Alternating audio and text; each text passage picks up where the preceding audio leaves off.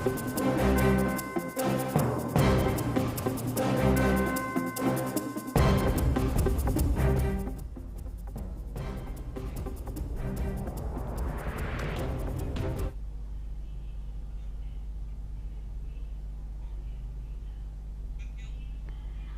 మంత్రి కేటీఆర్ చేసిన ట్వీట్ తెలంగాణ రాజకీయ వర్గాల్లో సంచలనంగా మారింది.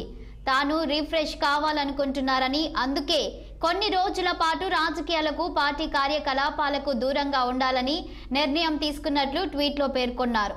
ఈ మేరకు ఆయన ఇవాళ శంషాబాద్ ఎయిర్పోర్ట్ నుంచి కేరళ బయలుదేరారు.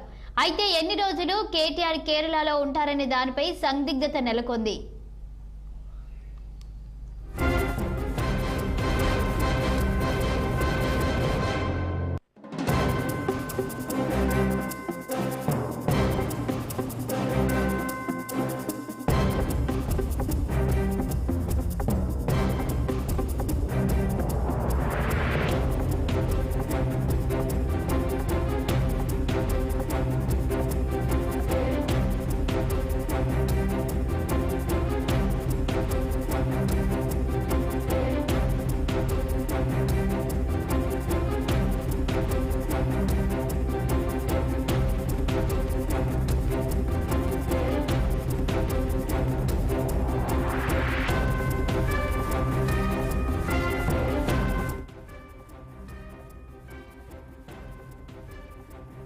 సంచలనంగా మారింది.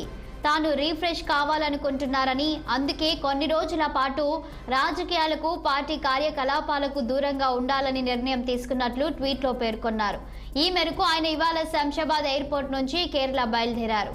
అయితే ఎన్ని రోజులు కేటీఆర్ కేరళలో ఉంటారనే దానిపై సందిగ్ధత నెలకొంది.